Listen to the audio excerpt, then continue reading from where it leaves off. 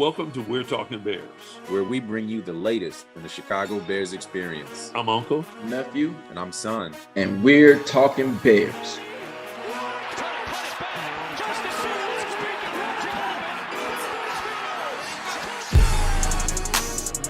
Hey, welcome to We're Talking Bears. We want to thank you guys for being out there and listening and checking out the podcast. We want to make sure that you're out there and you like and subscribe. Send us your comments. We'll check them out. Also, we're trying to get to 500 subscribers by the end of this season. So plug in, tell people you know about us if you're liking us, and spread the word. Thanks a lot for being out there. Let's dig into this game that everybody's so frustrated about. Starting off 0-2, we faced Tampa Bay. Came right up to the gun. And got shot in the face. Yeah. Well, you know what? When Tom Brady, usually when we play against them, man, it's kind of tough, man. So Tampa, I mean, I don't know, man. I think that the Bears. I don't know, man. I'm not gonna lie, man. I'm flustered, man. I don't know what to do. I don't know what to say. I know Tom Brady wasn't out there. I was trying to figure out what the excuse could be, why we would look so bad. Why we would look so bad against these guys. And honestly, when you look at the numbers on the game, the numbers aren't as bad as the game. I mean, yards, they killed us in yards. But, we were within 3 points at the end, with enough time to take the lead in the fourth. And that's not bad. That's where you want to be, right? You want to be right there. You want to be inside of 3 points. You can kick a field goal and tie it, kick it to overtime or score and move forward. But, man, so although it was a lopsided game, and I think our team is not our team's not scaring anyone. Our team is not scaring me. They're scaring me. Man, let me let you know they're scaring me. And you know what? I think you're right. Late in that game, I was happy that after all the turmoil that we still had an opportunity, and it just went right down the toilet, man. I don't understand sometimes how it seems like all the misfortune is on our side. I can't even lie to you. I don't understand. I thought we did a better job. I thought when they started getting DJ Moore the ball more this game. I mean, it wasn't much more. It wasn't like we just were, It was more. Oh, it was definitely more. I mean, he got it twice the game before, made both catches. It was more, but it didn't seem like we were just doing it at will or because we wanted to. It's like, oh, we're gonna go to our guy. It just seemed like he was open sometimes for us, and we got him the ball. A lot of missed plays. I don't know, man. It's like I felt like Justin Fields held the ball a little bit too much. And I just don't understand, man. I mean, we made these changes. I mean, I know it takes time for guys to gel actually at game speed against guys other than their own team. But I thought we would be off to a better start by now, man. I'm honestly just very disgusted in the product the Bears are producing. But we got to get better. We're 0-2. We're going to see the Chiefs next, and I just don't think this is the time that we can afford to be playing this kind of ball. I just hope they figure something out. I've been talking about this, and honestly, emotionally, I was highly frustrated with that game. Emotionally, I was mad as hell at the first game. Emotionally, I was highly frustrated with the performance at Tampa Bay. But as I look back and I let my logical brain process it, really, this is the first time that Luke Getsy, Matt Eberflus, Justin Fields have had a team that could win, right? Like last year, we won some, partially, we had a few superstars when we started, and we won a little bit, just on novelty, like nobody knew us. But now there's film out on us. Everybody understands what we have. And so it's not it's kind of like the Jordan Love thing. There's no film on this kid. Give him 10 weeks, and every defensive coordinator in the league will have film on him. Give them a season, and they'll have an off season to figure out how to stop him. This year they've been focused. They're like, hey, we're not going to let Fields kill us. Can I say something to that? Oh Because yeah, I go don't ahead. think that's true. I don't think that's what's happening right now. There's a little bit of scheme that people have come up with to try to slow down Justin Fields. But the person that's slowing down Justin Fields the most is Luke Getsy. And I don't think it's really close. I have been absolutely disgusted with the offensive design that we have shown. The first week, the game plan was atrocious. I mean, like, not as bad as the Nagy Browns game, but not much better. What was the scheme? What was it? So the first game, Justin Fields even said it in the press conference. Their game plan was if they weren't going to match on the outside, which means like if they're not going to have corner lined up on receiver and safety lined up on tight end and run like single coverage and a single high safety and try to take away your receivers that way. If they're not going to run match coverage on the outside, then they were going to throw it laterally, throw it horizontally, and try to get some matchups in the screen game and let people run after the catch, let the weapons do the work. That was the plan, okay? Yeah. And it sounds okay. However, the first screenplay didn't work because we weren't blocking on the outside. There was lots of reasons for that, but and we didn't change what we were doing at all. There was no backup plan. There was no plan B. There was no plan C. There was no deep attack. There was no like working off of that screen and saying, okay, we'll layer it, like, okay, run the screen or fake the screen to this side and then go somewhere else with it when they expect another screen, like use that against them. Like there were no mind games whatsoever with the defense. There was no kind of like chess being played. It was straight checkers, right? And when we threw them checker pieces ahead and they gobbled them up, we didn't have nothing behind it. We didn't have nothing for them. And it looked awful on the game, like film, and it looked game one was horrible.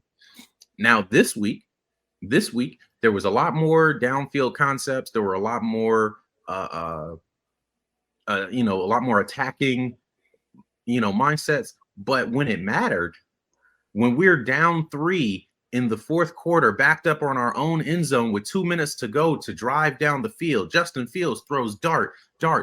His last possession, he goes 6 for 6, throws a beautiful touchdown, layering it between defenders to Claypool, hits him in the chest in the end zone. Now we've got 2 minutes left, three points down. We can drive down the field and score a touchdown and win this game, or at least kick a field goal and tie it.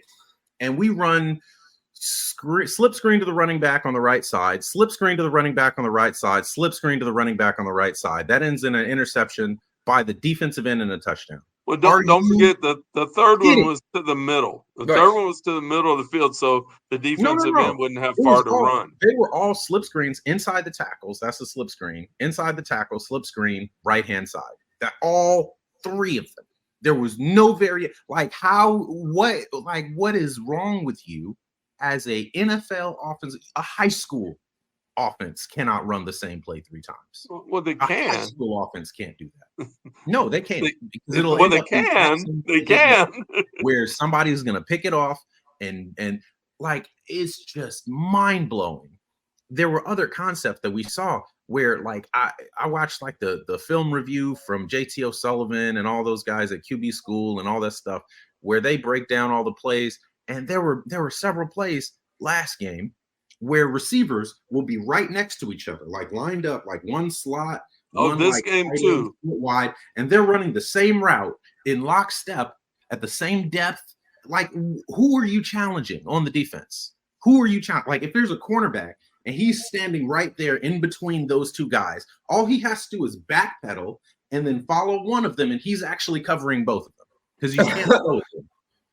So who are you challenging? Like, there's no vertical stretch. You're not saying, oh, well, he has to decide whether he's going to cover the high concept or the low concept. That's not happening. It's not a horizontal stretch where it's like, okay, one guy's breaking this way and the other guy's breaking this way, and he has to decide which way he's going to go. That's not challenging him. What are you doing to get these guys open? Yeah, and they did it again on a third down. It was third down in that same 2-minute drill right before Justin threw it to Claypool and it bounced off his hands.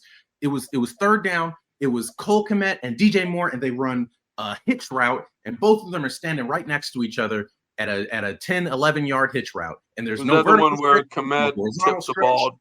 It's just like what is Justin Fields supposed to read? You're saying he's holding the ball too long, but like, what's his cue to throw? You know what I mean? Is his cue like, oh, if the defender just decides not to cover either of them, then throw it? Like, what are you teaching this kid? He looks worse. Well, I hear you. I'm not. Before you die, throw the ball away. Right. Don't get sacked all game long, and sometimes it's okay to throw it. And if you happen to snap the ball and you get to count to 15, there's probably somebody that's right by you that's trying to destroy you. It's like, well, I'm not letting anyone off the hook. All I'm saying is this: you have a offensive coordinator who is new at his job. You have a coach who's new at his job. You have a quarterback who's relatively new at his job. And you know what? They're all making what looks like rookie mistakes. And the fact that we're actually in a game late in the game when there's and then you have players. You have a lot of young players, but you even have mature players that are making these rookie look mistakes. And I have one of two things. Is it one, are we a disciplined group of men that are just novices and making a lot of rookie and second year mistakes? Or are we an undisciplined group that, that there's an issue? And I think that has to wash out, and it will wash out through the season. If we're the former, if we're making novice mistakes, then those should disappear fast. Like Getsy's play calling should improve fast if it's just a matter of I'm a novice at this, and this is the first time I've ever steered an actual offense where I've got all the parts I need to make it successful, even though nobody's perfect. The problem with that is if he just ran the same concepts he ran last year, the offense would look better just because the players running it are better. The hitch routes that Equanimous St. Brown can't stop in 5 yards and Jair Alexander runs up and is able to jump that route, that would execute fine because DJ Moore can stop on a dime and turn around and the ball will be there. And Jair Alexander won't have the path to the ball, right? The rollouts that wouldn't work because Larry Borum and Riley Reef were turnstiles at right tackle will work because freaking Darnell Wright is an athletic monster. Okay, like if you just ran the same concepts as last year, then they would work. They should. And sometimes people outthink themselves. We should. Yeah, but I'm not making excuses. I'm just saying sometimes people outthink themselves and say, "Oh, we have to change this." And if you're so dumb that you're an NFL offensive coordinator, you're outthinking yourself that much, where you won't run the stuff that your offense, your players, your quarterback are familiar with from a season of repetition. If you won't run the same concepts that worked last year to see if they work this year in the first few games, you don't run them at all. If you won't run any bootlegs or rollouts or QB keepers or RPOs or any of that stuff that really made Fields electric, you won't test that stuff and you're losing games because of it, you should be fired. Period. You're too dumb. You're too dumb. And I'm gonna say, all right, I'm gonna play devil's advocate. You're trying other things to try to see if you can get good at those things. Now, if you're looking back and you're saying, hey, look, I expect to be in the playoffs this year, then no. But I mean, polls told us we're not done rebuilding. I don't care what polls told you, unless we're tanking with DJ Moore and throwing Justin Fields' career away. We should try those plays, see if they work after we're up by 10. That's when you go see if plays work. but you run I'm the not. stuff that you Yeah. know works until you're winning, and then you go experiment. Period. If you're too dumb to figure that out, you shouldn't be an NFL offensive How many coordinator. points has End our of story. offense given the other team this year?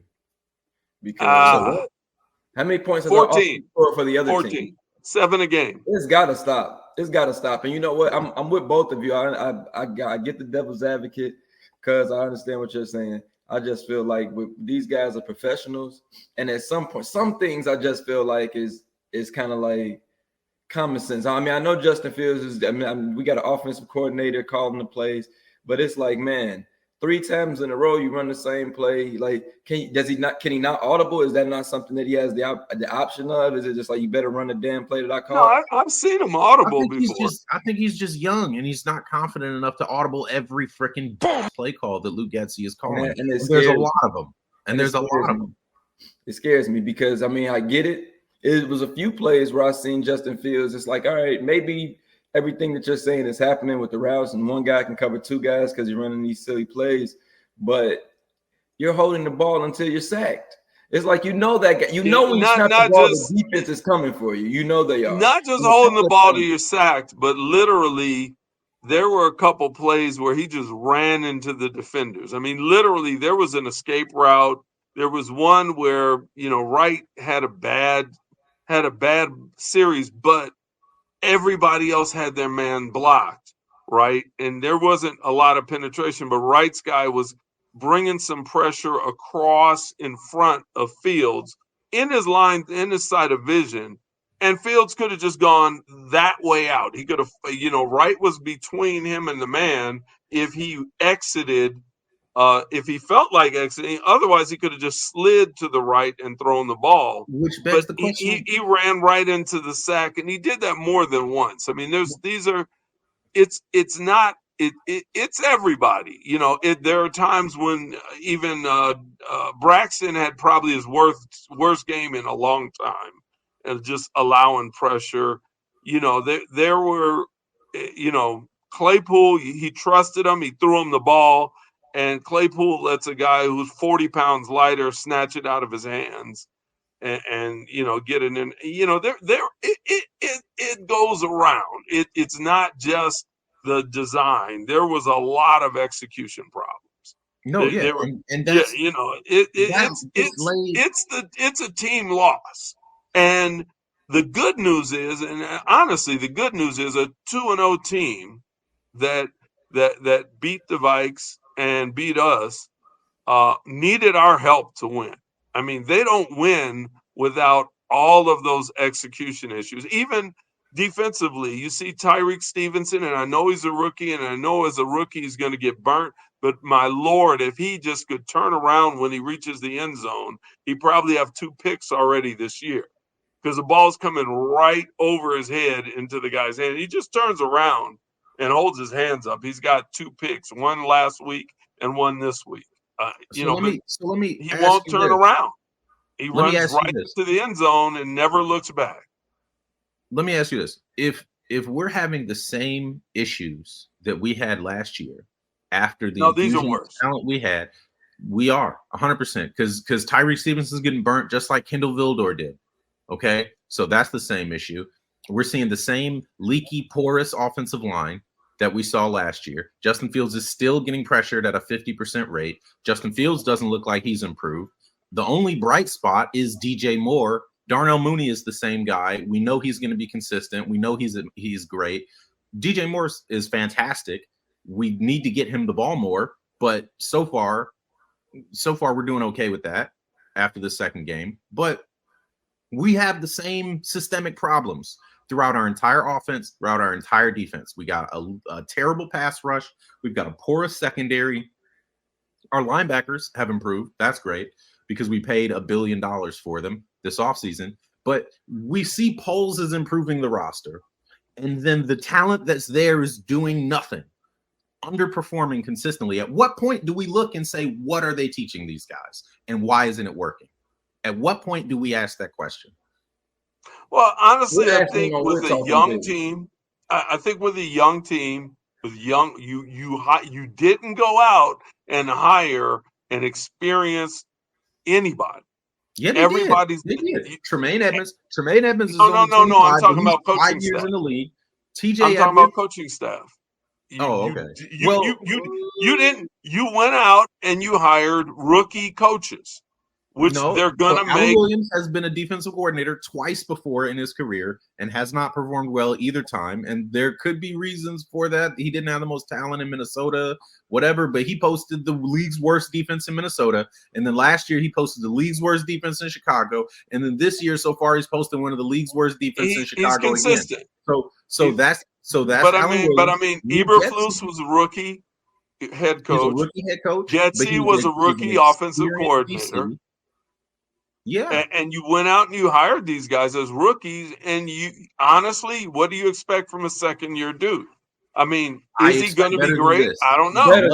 Lovie Smith wasn't an experienced coach when we hired him, but his second year looked a hell of a lot better than this. Guys knew what they were doing. They went out, they hit their cues, they executed, they played fast. They were disciplined in their assignments. They ran through brick walls. They gang tackled. They forced turnovers, and it wasn't just the talent. Even the guys, Hunter Hillenmeyer performed in Lovie Smith's defense. Bobby Gray was our safety for years. Do you remember Bobby Gray? I remember. No. He wasn't exceptional at anything. He wasn't really fast. He wasn't really big. He wasn't really strong. He was a solid safety because he showed up and he was where he was supposed to be and he did the stuff he was asked to do. Like, if you teach these guys well, even average athletes will perform. Harrison Smith on the Vikings is a fantastic football player because he knows what he's supposed to do and he executes. He is the least athletic person on their defense perennially. And now he's both old and unathletic, but he's still one of the best safeties in the league because he shows up, he hits his cues, he hits his gaps, he hits the running back, and he tackles well. And that's it. That's all you have to do to be an okay defense. That's it. Yeah. And we can't do that with a defensive head coach. You know, I hear you. I'm looking at this. It's pretty much a new team. Half the starters are new. So if this is what we look like at the end of the quarter, that's an issue. Right now, I'm just pointing it out right now. I mean, I'm not disagreeing, but you have to also admit that this game was better than game one, which was horrible. Game one was horrible. Was it? Was this game better than game one? No, it was better. It was better. We saw some of the bend don't break Bears, right? And you know, the defense broke. The defense was. Well, it wasn't. Honestly, the defense did its job. They held them to 20 points. If you hold the team to 20, you should win. It's in modern NFL. If you hold a team to 20, you should win. The offense could have won. Yeah, but the offense could have won. But so I think the defense has to continue to step up. You know, don't make it so hard on themselves. You should give up 400 yards. Let's get that down to 300. You know, let's get that 325 maybe. You know, and let's see if we can get that down to 17 points. If you can hold them to 20 or less, that should be a W. You know, the offense, but you got to put up 3 touchdowns. You can't have this many problems on both sides of the ball in year 2. We cannot do that's not acceptable. It's just not. And I hear you, but I'm going to say that this is a transition period this year. Like literally, I could accept losing at the beginning of the year if we're a better team. Justin is better at the things he wasn't great at in quarterbacking across the board. If we're better by the end of the year, stuff he's good at. Can we just worry about the stuff he's good at and not worry so much about the stuff he's bad at all the time? No, because in the long run, he's growing and maturing in front of the entire NFL, which is just harder. Being destroyed. Oh, it's already destroyed. It was destroyed in the Browns. So how do you think you're going to recover him as a quarterback if he has no confidence to just see it and rip it?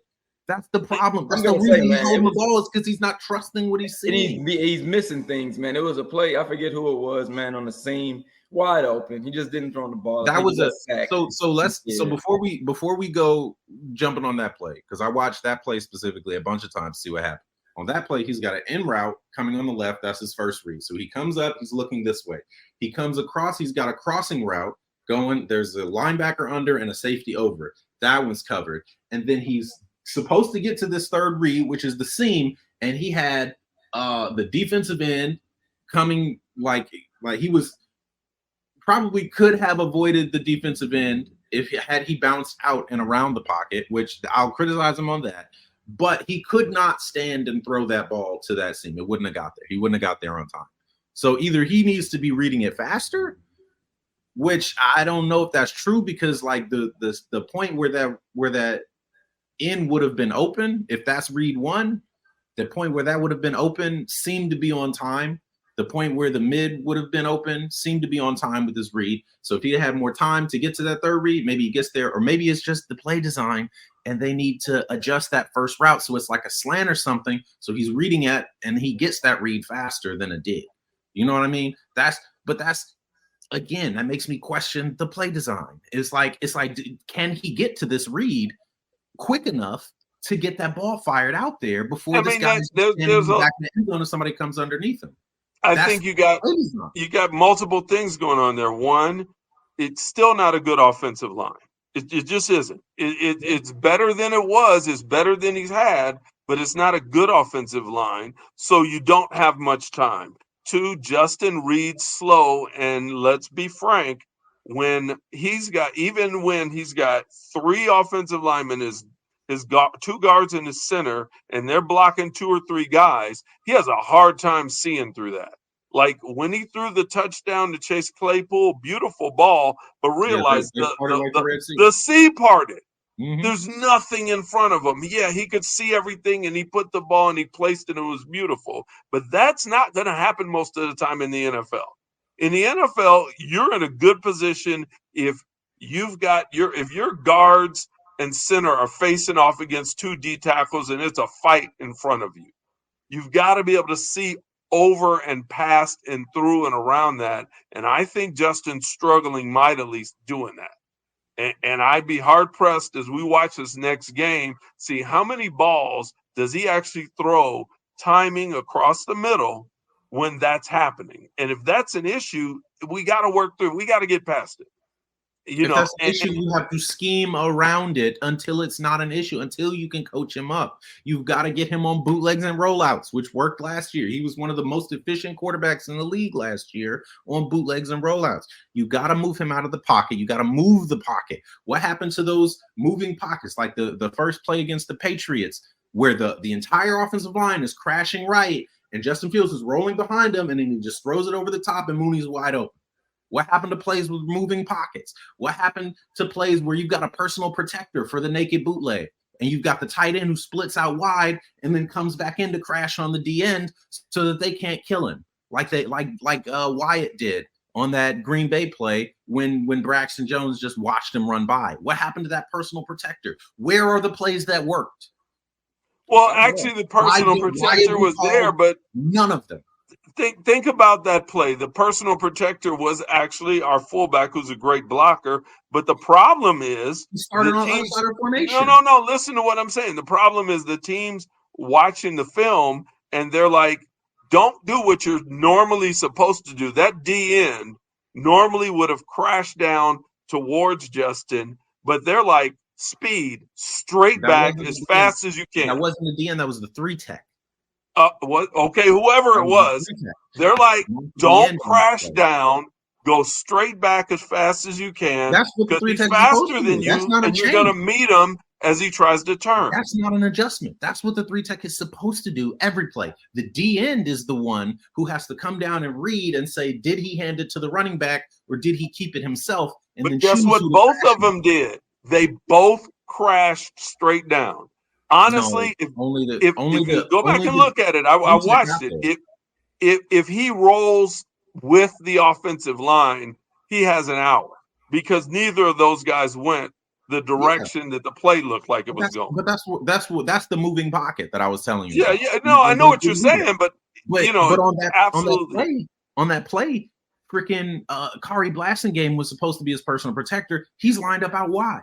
So there was no way for him to get there to cut off that D end. Well, I think so far away. Why is your fullback out of the play if he's because I think Getsy thinks that nobody's making adjustments and Justin is going to be running free, so Blasingame will just crash him. Okay, but so they're making adjustments. Is what you're saying. So fire Luke Getsy because he can't figure it out. So we agree. I'm saying he's a second-year guy. This is his year. If at the end of this year he hasn't figured anything out, then you have to have that conversation. Hey, it's not working. But I think they all. Justin Fields is 100,000 times more valuable than Luke Getsy is. No, I'm not. Luke Getsy the entirety of Justin Fields' career to ruin. If Getsy can't figure this crap out by week 4, he should be gone. No, because then you gotta learn. You gotta learn a whole new system. It'll be better than what's here now.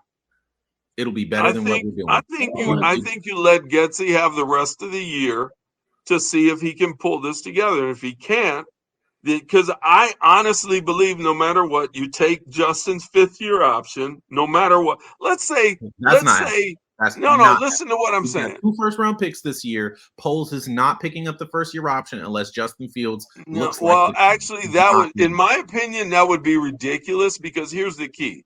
Are we going to begin to shift to do things?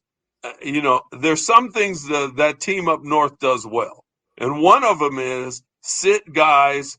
They picked Jordan Love with a first pick 4 years ago, right? Mm-hmm. And they sat him and paid him to sit and learn. And honestly, here's the key. Justin Fields is if he never is any better than today, if he's never better, if he's still holding the ball, let's take worst case. If he's still holding the ball forever and he's still making the same mistakes, and the only thing you can do with him that's effective is run or roll out. If he's never better and he never grows, right, even with a new offensive coordinator, he's still good enough to run an offense for the next 2 years while you teach some guys how to freaking do this the right way.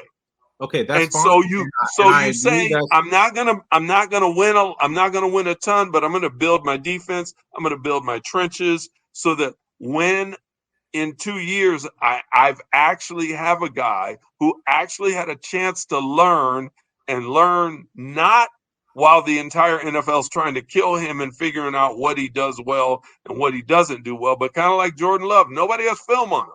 I mean, by the end of this year, we'll know how to stop Jordan Love, right? But nobody's got film on this kid. That's all you know is, well, I don't know. We'll see.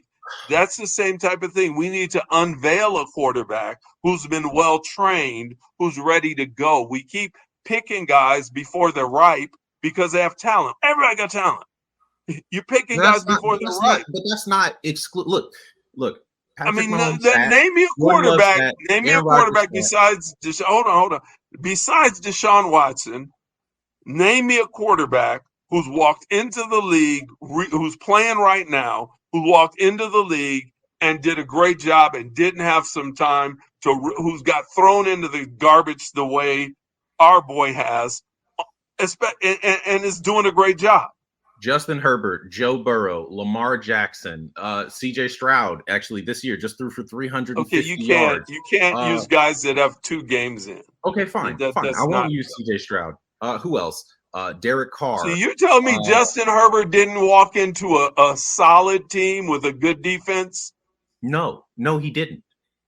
Justin Herbert walked into the Chargers when the Chargers were rebuilding after letting go of Phillip Rivers. And then he was supposed to be the backup behind, what's his name, that was on the Browns last year, Jacoby Brissett. And then the doctor stabbed Jacoby Brissett in the heart with the freaking pen or whatever that he was supposed to be giving him the shot with, or the lung or whatever, and collapsed his lung. And then Joe Burrow had to go start week 1 when he wasn't ready. And guess what? He freaking killed it because he actually had some good play design that really leaned into his strengths, which is throwing downfield. And Joe Burrow even though he was sacked like 40 times, it doesn't bother him.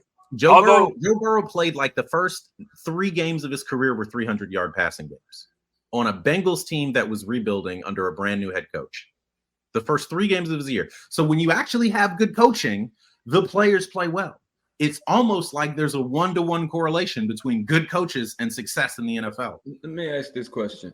Where is the disconnect? I feel like if I'm a professional, been playing this game my whole life, and my coach is telling us to run something that don't work, how many times are we gonna run it to you like, hey coach, can we do something else? Because that's what I don't get. I understand the whole concept of you being young, you have the confidence, but if you suck running this play, At what point do you be like, hey, coach, I'm really good at this other thing that you're not letting us do? And at what point is your coach going to be like, now I want to keep running the terrible play? It doesn't work. Let me throw a question out there. Let's throw the ball laterally, because throwing it down the field might actually get us points, and we don't want that. Let's throw it to the side. Let me ask you a question. Is it the money? Because like back in the day, our Bears would huddle up and they would say, hey, look, those aren't the guys getting hit. We're not running that play. And they get screamed at, even in our Super Bowl year, Dick would be breaking his clipboard, the only guy mad at a touchdown. Right. Because the team was like, no. Right. Or Buddy Ryan would be mad. The team's like, no, we're not doing that. Confidence in themselves to do that. This organization isn't even instilling confidence in the players. It's not. Yeah, but is it the money? Is it that? And then the coaches are responding to the media criticism instead of teaching the guys how to play the right way. But is it the money? Is it, hey, I've got $10 million on the line. I'm going to do what my boss tells me. Versus, hey, you know what? This is my one shot, and they're paying me barely enough to pay for my house. I don't even think it's that. I think it's just the confidence. That's it. I think it's just their confidence to be like, you know what? These guys are wrong, and I know better than them. They're very young, and they don't have the experience built up to walk into the league and say, hey, like these coaches are idiots, because they haven't seen good coaches yet. What coach has Justin Fields? What offensive coordinator has Justin Fields seen? But I'm specifically using the example of really good coaches. Buddy Ryan, great coach. Mike Ditka, great coach. I'm using an example of really good coaches that sit in a play and go, it doesn't matter how smart this guy is. He was not a great offensive play caller, was he? They didn't ignore his defensive play calls. Yeah, they ignored Buddy Ryan too. The defense specifically ignored Buddy Ryan. Well, that was 1985 when everybody was doing cocaine. So I'm not going to sit here and base our judgment on that. Okay. Like, let's not go. We're talking Bears. That's unfair. You could not say that about our Super Bowl team. That's accurate. Okay. Let's just be real. Let's just be real. It was 1985, bro. Look, the fact of the matter is, the Bears look horrendous in a year that there was so much expectation because of all the talent that we've infused them with. Ryan, but Poles, I'm not ready to talk. Expectation unrealistic? Is it unrealistic? Is it reasonable that game one we got blown out? Game two, as people start to gel and know each other, we're in the game with 3 minutes left in the fourth quarter. Game three, hey, do we turn the corner and actually win? Or I'd say, honestly, if against the Chiefs, we're in the game with 3 minutes left with the ball and the chance to win, that's an improvement over that same exact result with Tampa Bay. Vegas's line for the Chiefs-Bears game is Bears, I think we're like minus 38 or plus 30, whatever it is. I'm going to see that from the 40-yard line. To get blown out 38-0. I'm going to see that game from the 40-yard line. I will tell you. That's great. And I really hope that it's better than the last two, because the last two have what? Honestly, if we're in the game with the Chiefs, Kelsey is back. If we're in the game, if the fourth quarter we're in the game and Kansas City fans aren't screaming and whooping and throwing beer on people and champagne or whatever, Pat's wife throws on people. If we're not doing that, if that's not happening, I consider that a victory for our team's growth, not a victory as in a W, but I don't expect to beat the Chiefs, but if we're in the game, all game, that's an enormous step forward. No, it's not. Yes, it is. Because this is the team that just another L. A win is a step forward, and anything else is just another to win, because technically last year we almost won a bunch of games. Technically last year was almost a winning season. I'm just saying. I don't like it. But I understand where you're coming from, and I get the optimism. And I like that part. I just feel like personally, I don't want to see us throwing away. I don't want to see us be the team we thought they were. How do they say if they are who we thought they were? The team that's going to throw the game away if nothing else. If the defense is doing bad, but you're still in it, the offense will give it to you. And that's how I'm feeling right now. I just want to see him figure it out. I feel like DJ Moore is out there balling. He wants to get the ball. When I see him playing, I feel like he's got some fight in him. We can't get him the ball too much. I don't know if we just decided. We got him the ball 6 times for 100 yards. If we do that every week. And the Rams, that's what I'm saying. I feel like he's there to play. I feel like the whole confidence piece, I feel like that doesn't apply with him. I feel like there's certain guys who are ready to get out there and ball. We got to just get them the ball. And I feel like, man, to be honest with you, I hate to say it like this. I feel like if you don't have confidence and you're a professional player, you don't deserve to be here, because it's going to take a little bit of fortitude. It's going to take a little bit of that. You got to know what you're doing. You got to know that you can execute. I'm just going to be honest with you. We play sports, not on this level, but we play sports. The guy who has no confidence, he can't be out there with me when he's not going to get it done. And that's just how it is. You know what I'm saying? And when you're on this level, when you're playing against other professionals, they're coming for their money. They're coming for that money. They want to make you look bad. They want to get pick sixes at the goal line. You know what I'm saying? We don't want guys making names off of us. And if you don't go out there with that attitude that says, hey, this isn't the best play for me, I'm going to make, like, I feel like last year Justin had a lot of runs as a quarterback, and they're like, oh, he's a running back. But those were when it broke down, those were plays he knew to make. You get what I'm saying? That was his skill showing. That, to me, that was his confidence coming through. That's like, all right, this broke down, but my ability allows me to do this. If the players themselves aren't able to say, hey, these are the skills that I have, I know how to make adjustments. You get what I'm saying? I know some things. And as teammates, you also have to, if you don't have that amongst your team as teammates, I don't see it. You don't win like that. To me. Right. I'm not arguing. Let me say this one thing. You do have to account for the fact that now this year, every team he faced is going to spend 90% of their time with 7 guys in zone staring at Justin because they can't let him run wild. I mean, that's number one thing. It didn't matter. They did that last year. It did not matter. The point is, they're not putting him in these positions this year. There have been 5 designed runs called in the first 2 full games. Well, I mean, you talk about running. I mean, designed runs, and none of our running backs had 10 runs. That's what I'm saying. I mean, you got running the ball. We're not running the ball. Khalil Herbert. Roshan Johnson was averaging. I don't know what he was averaging off the top of my head, but Roshan Johnson had 30 yards on 4 carries, 32 yards on 4 carries, 8 yards a carry. We gave him 4 carries. Khalil Herbert had 7 carries for 35 yards, 5 yards a carry. You know, on that, I'm going to say down their throat. Backed up on the goal line. If you stuff the ball in the gut of one of those 2 guys, they're probably going to get you 5 yards. And now you're not backed up on the goal line. You're on the 8. And maybe you do it again. Maybe you got a first, and maybe you can go down the field. You were before the 2-minute warning. You could run it a couple times. Run it. No, the defense isn't going to be waiting on a run in that situation.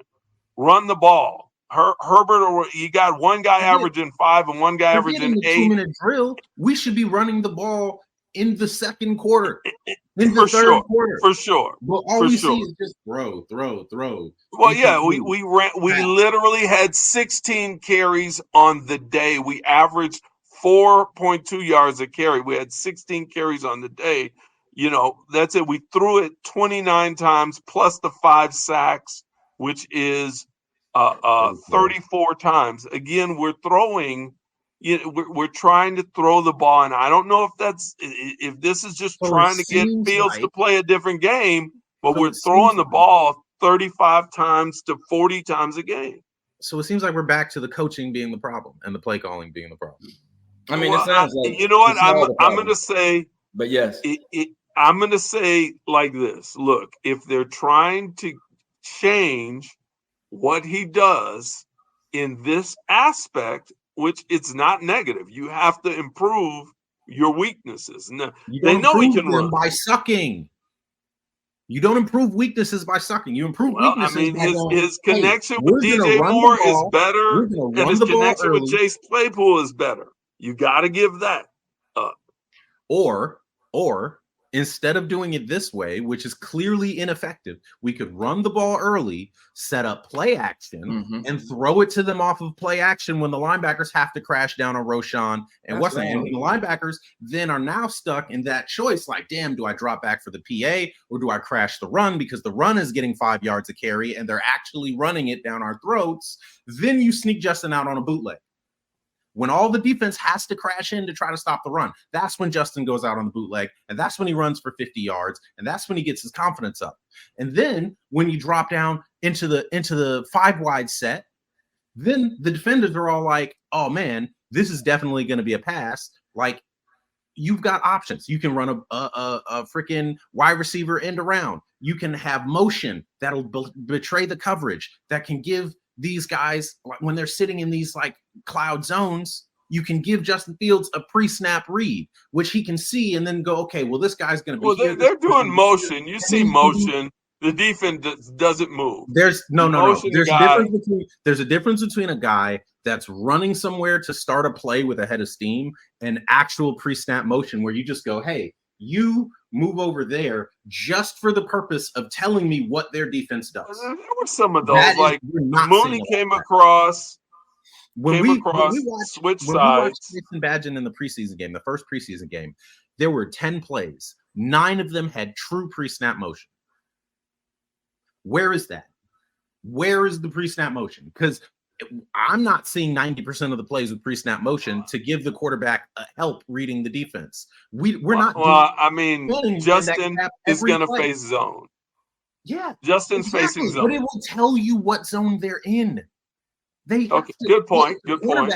If the cornerback is right up on the line of scrimmage, and then you move a guy onto him, and he backs off. Okay, now he's in a hook zone, and then this guy steps up. This linebacker on the edge steps up. Okay, that's a blitz. That's a hook zone. So fire into the replacement. That's what pre-snap motion is supposed to do. For sure. But we're not doing it. We're not helping him at all. This play calling is booty. I'm really tired of it. I'm tired of it. No, I am not defending. I'm not defending the play calling. The play calling.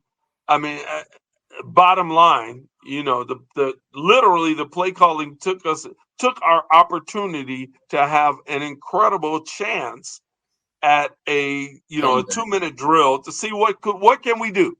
It took it away. You've been better. You've been better off, and I hope. My only hope is that was Getsy, and it wasn't like, okay, Justin, it's on you. It's your 2-minute drill. I hope it was Getsy. That was 100% Getsy. Everyone knows that was Getsy. You cannot call the same play in the NFL twice in a row, let alone 3 times in a row consecutively. You cannot do that ever. No, you can. If you're going to lose, you can. No, you can't. Period. You can't. It actually Honestly, just happened. If I watched that happen, Getsy would have been walking home. He would have been walking to wherever the hell his house is because he's not allowed back at Hallis Hall. We'll mail you your stuff. It actually just occurred. That would have been my response because that's embarrassing. That's embarrassing. No, you have given up on your players. You have given up on your quarterback. You have given up on your team. If you call the same play 3 times in a row. Period. You know what? I'm afraid that people are going to go back and watch our preseason videos and be like, this guy was saying that the Bears would be 2-0 by now. Yeah, I said it. I'm sorry. I was wrong. I still hope that some of what my predictions were come true, man. I had high hopes. Remember, we were talking about week 3 and this being like we wanted to see the Bears be able to compete and, you know what I'm saying, go in there with the Chiefs. And I still want them to compete. I mean, I still do too, but at this point, it's like my confidence is dwindling. You get what I'm saying? Like my confidence is dwindling. Take this. The Chiefs are ripe for the picking. First of all, Detroit beats them week 1. Right. Yet they got Kelsey back, but they only scored 17 week 2. They have Matt Nagy as their play caller. They only scored. They got Matt Nagy as their play caller. They only scored 17 week 2. They're ripe for the picking. So that doesn't mean we're good enough to beat them, but that does mean that they're walking out there. They're walking out there right now. They haven't got their rhythm as an offense. Yeah. And we got to play some defense. We've got to put pressure on Mahomes. We can't. We know our front four. Only Yannick is really getting there. We've got to let the rookies play because they're getting some effectiveness. You got to sit back and say, hey, okay, when you look at the rookies and the rookies play on defense, then you got to say, all right, so Zach Pickens or Gervon Dexter Sr. is getting a little bit more work and a little better. So he's got to get more reps than Pickens. You got to let him in there. You got to let him go. And you got to let him attack this guy. And you got to send a blitzer. Send Sanborn. Sanborn is a mean blitzer. They were sending blitzes this week. I know. And that's probably why they didn't score 38. But you got to go after Mahomes. You can't sit back and you go. But, Tyreek, you got to work on, hey, he's getting in the end zone. You got to work. Turn around, look for the ball, man. When that receiver's hands go up and his eyes are staring, don't just throw your hands in front of his face and hope he doesn't catch it. Turn around and find the ball and swat it or catch it. If we get, because Tariq's not, he's got recovery speed. He's not necessarily out. He can be the vasher. He's getting back there. He's recovering and he's back with the man, but he's not stopping the ball. And he's in front of the guy. He's in position to stop the ball. He's not doing it. So he's just got to. That's okay for a rookie in his first couple of games. He's just got to learn to turn, take the ball, or knock it down. There's there's a lot of areas we can improve, but the biggest area we can improve, we can't be giving up no 7, 8, 9 yards of carry to start the game off. We've got to start off tough on the run. And we can't score for them. Boom. We have to make you one-dimensional. Tremaine Edmonds and TJ Edwards, I think, both had like 13, 14, 15 tackles that game. And they were at the line of scrimmage making stuff happen. And that was the first game. That was the first sign that I thought that our run defense can be pretty good. If they can execute at that level consistently, our run defense can be really tough. They got 120 yards on the ground. They only had 3.5 yards per carry as a group.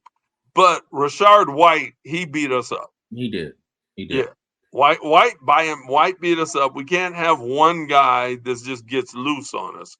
But reasonably, I'll take 3.5 yards a carry. I'd rather have 3 as an average for your team. But they ran the ball 34 times. The problem is we weren't getting off the field on third down. Mm-hmm. That was the problem, honestly. If you're holding them to 3.5 or less, you're giving yourself a chance. But we weren't getting off the field on third down. They ran the ball 34 times. We ran the ball 16 times. Okay, so if you're a head coach, you're a defensive head coach. You've brought in all your own guys. You've changed our whole scheme. You've jettisoned all the players that had success on this defense in the past. You cannot be in your second year as a defensive head coach getting gashed for a 50% third down conversion rate. You can't do it.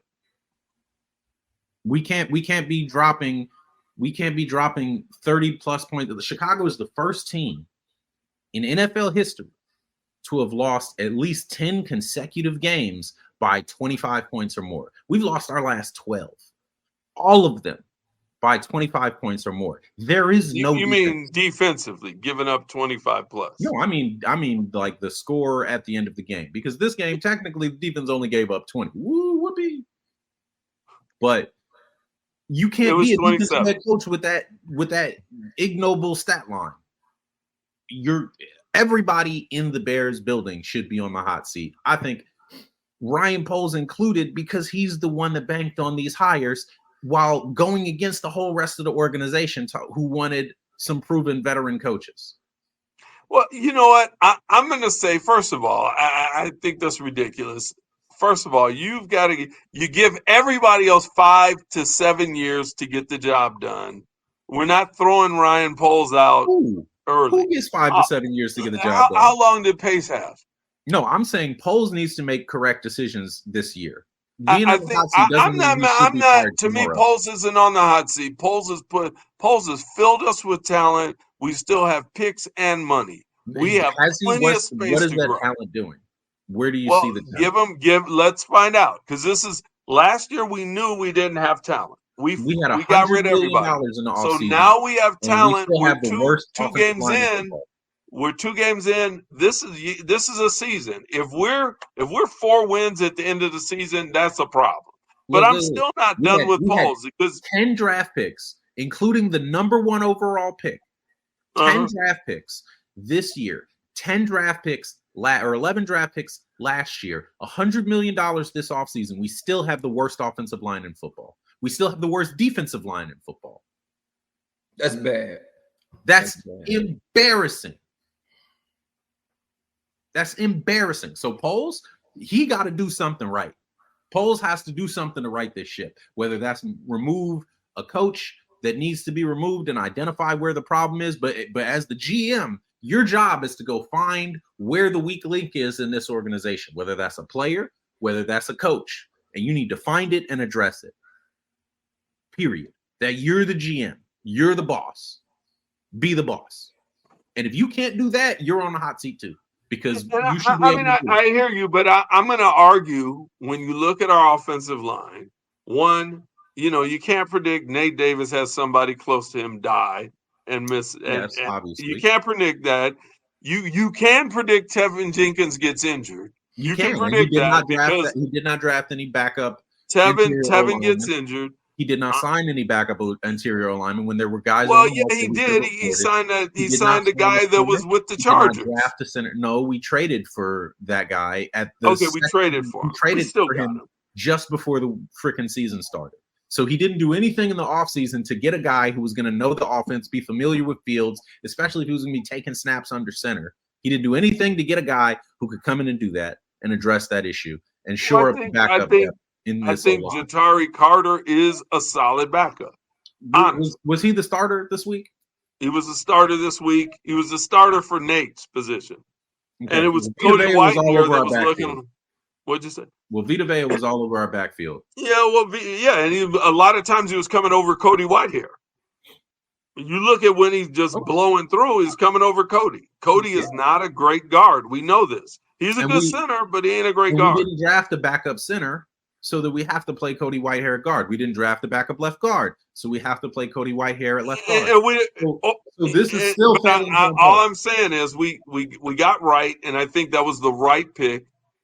Nate Davis, I think Nate Davis is going to work out just fine. Honestly, I have a problem with starting Lucas Patrick over Ja'Tyre Carter. Put Whitehair back at center when Davis should be back next week. His hand is broken, so he can't snap.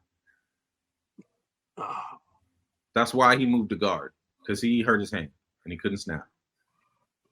We didn't draft the center. There was a couple of good centers that went in the draft that we could have picked in the second round. We didn't pick any of them. The Giants picked up John Michael Schmitz. I forget who took Juice Scruggs, but there were a couple of guys that went in the second round. And then there was another guy, I think, in the third round that we could have picked. We said draft a center on We're Talking Bears. Guys. We said it right here. We said draft a center. We said finish the job. We said finish it. We said draft a center. Fix the O-line, finish the job. And we have not fixed the O-line, and we have not finished the job. So that is a failing on Poles. So I was very confident. I said, hey, I'll trust that if they say, hey, these are the good guys, he did a great job clearing the roster from last season. He did a great job with that. He did a great job with the trade for DJ Moore and trading out of the first overall pick. I think Darnell Wright was a great selection. I think he'll pan out to be a really great offensive tackle. But the decisions past that, the decisions of free agency, I wouldn't have ran it like that. I wouldn't have played it like that. He played very, very cautiously. And we're going to have another $100 million this year, which is great, unless your team sucks. Yeah, I mean, then you can't. Is it cool to be rich with a terrible team? Well, it's better than being broke with a terrible team. Honestly, it's better than being broke. I'd rather have a young team that's struggling than an older team that's just under average. I mean, that's what we had when Pace left. We had an old team that could go 500 at best, and if your division's horrible, you make it into the playoffs. You're at 500, and you're not going anywhere, but you're spending 100% of your money. But this way, like if these guys actually grow into their jobs, we can either recontract them, or that's when you can go out and get a Chris Jones. That's hey, look, we're actually got it together. It's kind of the way the Jets did it. Look, boom, we've got a whole team. Let's go get Rodgers. Now it didn't work out for him. Rodgers got injured by a bear in his first game, but it was a good play. You can't argue with the play. Look. All I'm saying is, Poles brought in Eberflus, who then brought in all the rest of these guys. Okay, his hits principle: hustle, intensity, takeaway, smarts. We ain't seen a lot of hustle. Matter of fact, we've seen distinct not hustling from several prominent players, that to the point where the media has to address it, and then the players have to respond because it's that obvious. We've seen very little intensity all across the board. We have seen a severely negative takeaway differential, turnover differential. So the takeaways have not happened. Has our defense generated a takeaway yet? It was supposed to be a G. Giveaways. We have a couple giveaways. We have tons of those, but I don't think we have a takeaway. I don't think our defense has caused a turnover, not one. And then smarts, and it definitely ain't looking smart out there. So right now, Eberflus is 0 for 4 on his principle that he's supposed to be running the entire team by, that everybody's supposed to have bought into and everybody's supposed to be all like with. So right now, I'm looking dead at him in the eye and saying, why are you here? Here's the key. And I'm not disagreeing with you, but intensity. Your team is not disciplined. They're not playing smart. They're getting dumb penalties. They're doing dumb things. They're running the wrong routes. They're holding the ball when they shouldn't. They're not executing well across the board on offense and defense and special teams. Cairo Santos being the lone exception on the entire roster. Now, I'm not going to go there. I'm loving what Roshan's doing. Cairo, Roshan, DJ Moore. I'm loving what Roshan's doing. I'm loving Yannick. You doing their job. Yannick's doing his job. He's the lone light on that D line. So we got 4 guys. No, Yannick's doing his job. So 5. I'll give you that. 5 guys on the whole roster. I'm gonna go Brisker and Gordon. Gordon's injured. Yeah, but I mean he can't help that. Like the second quarter of the first game, so we don't know much about what. I'll take that off the. He really hasn't existed. Brisker sat out pretty much the entirety of this game with heat-related illness, probably some kind of freaking overheating, whatever. He was sick or something. So Brisker dropped a turnover on the first play of the game, dropped an interception, and then I mean he was around. He was making plays until he left the game, and then he came back, and I didn't really see him doing nothing. So we can look at the tape, see if Brisker's doing any better. Eddie Jackson's been not playing as well as his normal self. Tremaine Edmonds and TJ Edwards, they've been given some decent effort. So intensity at least is there on their part, but Tremaine Edmonds definitely hasn't been keeping up the smarts. Almost all of Jordan Love's touchdowns were into his vacated zones. So, like, I don't know, man. What is he doing? Because he didn't pick the right guy. That's almost entirely apparent right now as the defensive and offensive coordinators. And we're not seeing any of his hits principle as an overriding philosophy. I'm going to go Mooney. I'm going to go Mooney. The same guy he's always been. Do not credit or discredit anybody else on the staff except Mooney for Mooney's performance. Mooney is the exact same guy he's been since he showed up on day one. And I have zero issues with Mooney's play or his attitude or any of the stuff he does. He gives full effort all the time, but that's just who he is. That has nothing to do with the coaches, because he did it under Matt Nagy when everybody else gave up on that coach. And while we're saying that, I'm going to give Komet I'm going to tip the hat to Komet too. Komet is shaky right now. Komet's missed a lot of blocks. Komet he's been okay in the past game, but he hasn't been spectacular. Komet is kind of middle right now to me. Yeah, we just got to get it together, man. We got to get it together. And we got an opportunity. Look, if the Chiefs are gonna go down, it's this week. I'm not saying we're the team to beat them. I mean, they already have gone down. They lost the They first down game to of the Lions season. team. That They is lost much to better Lions. coaching. They lost to the Lions. They only put up 17 yesterday. If the Chiefs are going to go down, we need to catch them now, because they're gonna start looking like the old Chiefs before the season absolutely goes. destroy us.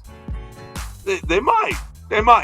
I think that's 100,000% more likely right now. You know what? All I'm gonna say, if they Somebody's gonna destroy us, then look out, rest of the league. The Chiefs are back. But if we're in a fight just with won them, the Super Bowl. What do you mean back? the first 2 games of the year, they did not look great.